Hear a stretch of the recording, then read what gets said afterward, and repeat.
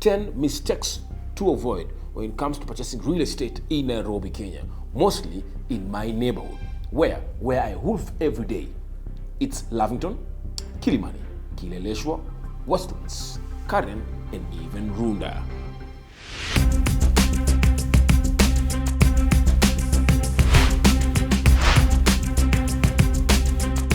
It's your guy, Boris Yelstine. They call me the wolf of real estate. I know you guys are wondering what's happening today. What's happening today is a bit different. We chose not to show you villas today because Saturday at this time, you always get to see new villas in the market. Today, I chose to do it different. I will not show you villas in the market today, but I'm going to take you through something very, very important that is going to help you when it comes to purchasing real estate in this market. You want to Boris, what's happening with your hand, man? I mean, I've got some cold milk with me here just to re-energize me. I mean, it's around 5:01 p.m. East African time, and I haven't taken anything since morning. I was so busy today just making sure things are running in the office, just making sure that you guys are served, doing content, serving clients, having meetings with developers and clients, blah, blah. And then this is the only chance I got to sit down just to have something with me to re-energize and then to share with you all this information. That is done. Let me take a sip. Number one is not doing due diligence. And trust me, when it comes to due diligence, these days in Kenya, it's very simple. You can even do it by yourself, courtesy of the REALTY platform. You key in the block number and boom, magic. You get all the information in regards to the property you're buying. You can also easily go to the ground and get to ask, all right? Because if it's land or a property under construction, you can ask about the history of the land itself. You can even just do your due diligence by consulting real estate players in that neighborhood to tell you more about the developer, the land itself, and just the history of that place. It's so important. And even sometimes ignoring some zoning regulations. Just like when you move into areas like Karen, you can't do more than one unit on half an acre. I mean, you can't just do high rises in areas like Gigiri and Runda, You can't do high rises when it comes to Karen. There are regulations when it comes to different neighborhoods in this market, and it's so important for you to get to know what should happen and what should not happen in a given market. Number two is so important, very, very important. You tending to skip a lawyer. You're skipping a lawyer, you're skipping an expert who's gonna guide you when it comes to the contract itself, who's gonna guide you when it comes to doing thorough due diligence on the property because you want to save some coins, but then you're saving some coins to hurt yourself in the future.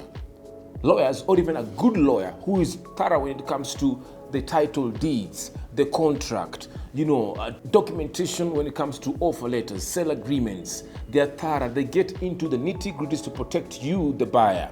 Very, very important. You always have to work with a reputable, thorough lawyer when it comes to conveyancing, when it comes to purchase of real estate, because they know the ins and outs when it comes to buying real estate.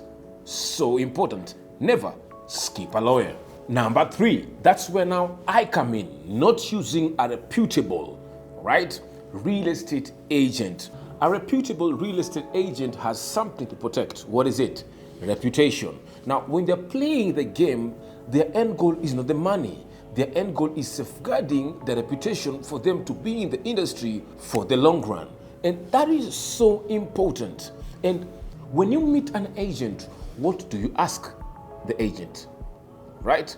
These are questions to ask your agent to safeguard you from making mistakes. You can ask them about the area. Is it developing? Is it underdeveloped? Is it developed? Very important.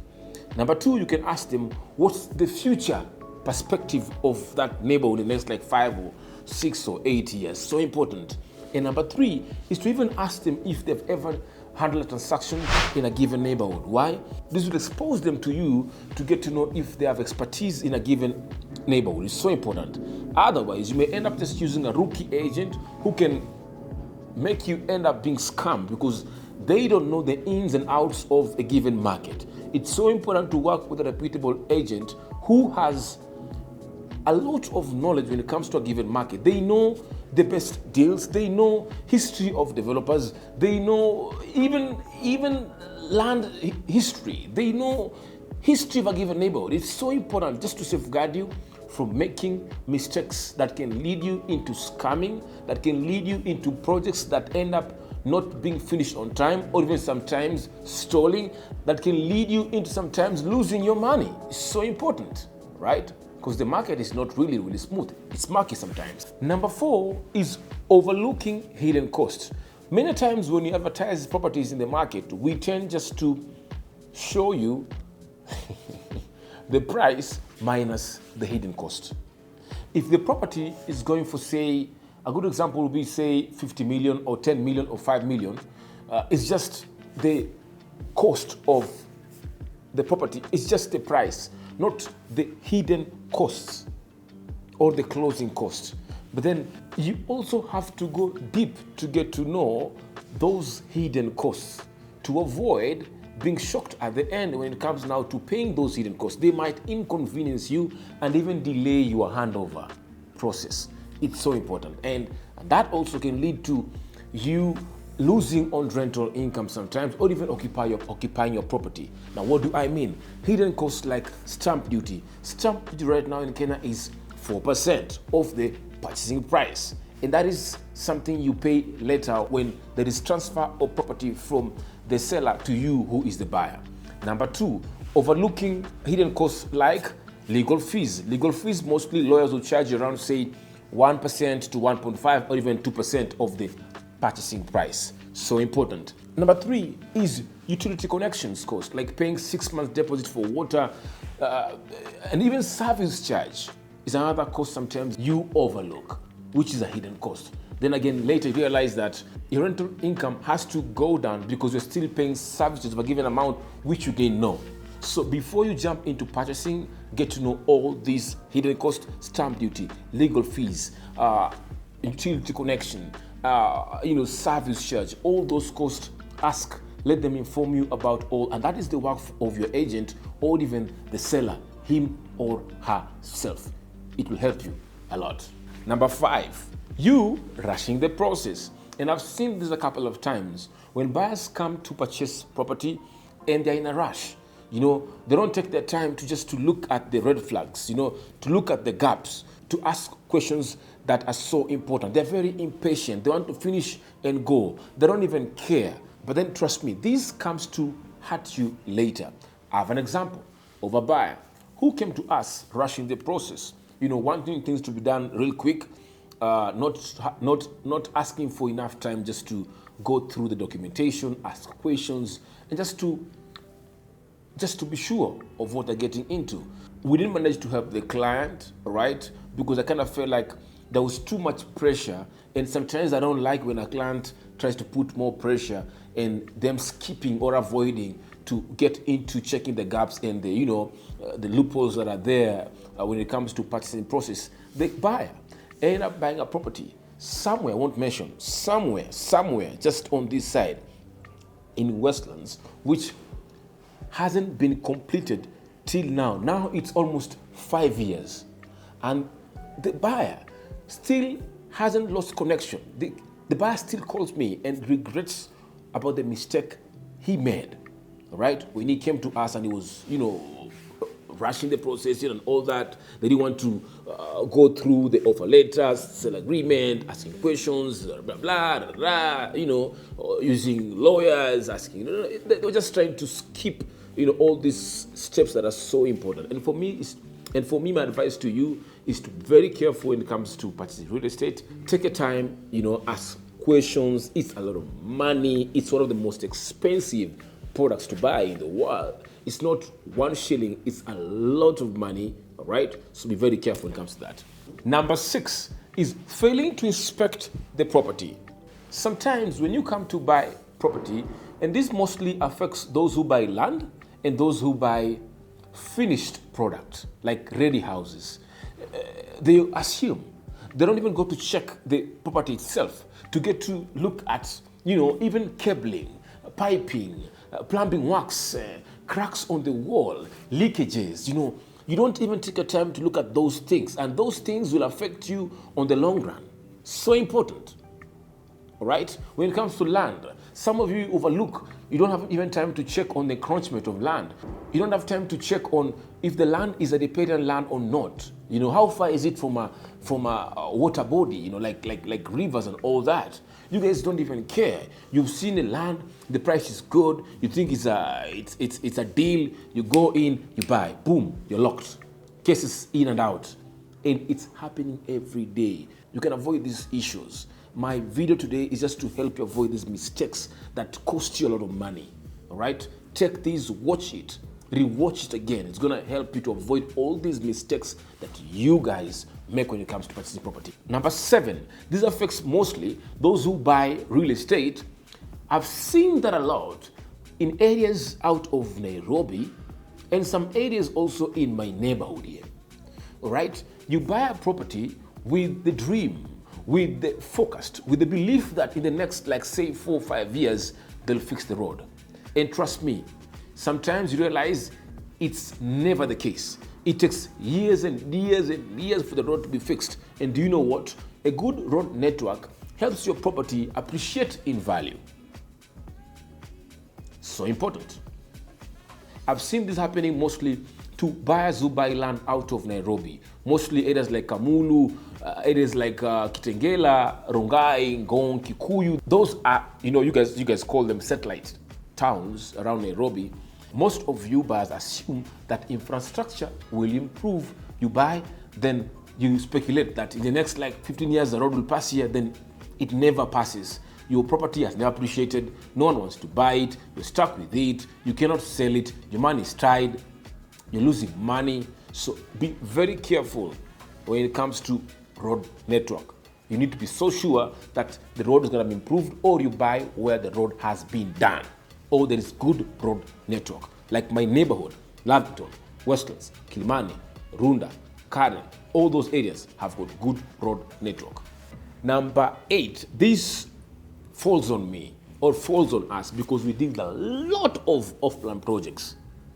So you buy an off-plan project without adequate research on the developers, adequate research on the agents like us, adequate research on the lawyers, adequate research on every real estate industry player. And therefore, fall on hands of developers who are very unscrupulous. You realize that there is delay when it comes to handing over. The project sometimes stalls, and then developers sometimes end up not fulfilling their promises in terms of amenities sometimes, and I've even seen finishes. They do for you a very flowery, show house. When it comes to your house, it's totally different. Be very careful. And how to avoid that is by using reputable developers in the market. Do your research so well on the developer that you know them inside out. Check their past 3, 4, 5 projects. Even go there, ask caretakers, ask management, ask the residents who stay in the developments to get to know more about them. Do they finish on time? Do they offer quality products? Do they fulfill their promise? Do they have enough finances to start and finish? It's so important. I don't want you to lose your money, and that's why I'm here. Up to this time is now almost 6, taking you through the mistakes to avoid when it comes to purchasing real estate in Nairobi, Kenya, mostly in my market. Number 9, this falls mostly on those who buy land. You ignore land use conflicts. It mostly affects those who buy land. Land use conflicts like what? Like disputes on the land. Like multiple claimants of that land, which is going to affect you in the long run. Another one is lawsuits. The land has a court case, right? So important. Don't avoid such kind of things. It's going to affect you. You lose your money. You'll be having, battles in the court every time. Drains your pocket every time. You end up not even doing what you want to do in the land. It becomes a rat race. You're tied for 20, 30 years. Number 10 is not checking for approvals. And I've seen some industry players, they tend to overlook this. And I've realized sometimes, when it comes to due diligence, if you're not really thorough with your lawyer or advocate, they might overlook this part. Good advocates will even ask for approvals. Things like NEMA, NCA approvals, all those approvals will be scrutinized by a thorough lawyer. And there's so many in this industry that can help you avoid all these things. NEMA can stop the construction of a project. NCA can stop the construction of a project. And once they stop it, you're losing money. Don't forget that. That was 10 mistakes to avoid when it comes to purchasing real estate in Nairobi, Kenya. Mostly in my neighborhood, where I wolf every day. It's Lavington, Kilimani, Kileleshwa, Westlands, Karen, and even Runda. In case you find this video informative, please place a like, hit the notification button, and even subscribe. And kindly tell me what next should I talk about on my next video. It's unfortunate and I'm very sorry that I wasn't able to show you a villa this week. Until next time, I'm gonna bring you a villa next week that I think if Rolls Royce was to be a house, then that villa would be the Rolls Royce. I'll see you on the next one. As usual, I always love you today, yesterday, and even tomorrow and the future. And thank you for being supportive to this small venture that we have here. You watching, you buying, supports families. Over 10 families feed from you supporting this venture. Keep on supporting, keep on commenting, keep on rectifying us, give us feedback. You know, we're still young and the future is so promising courtesy of your guidance. I'll see you on the next one. Ciao.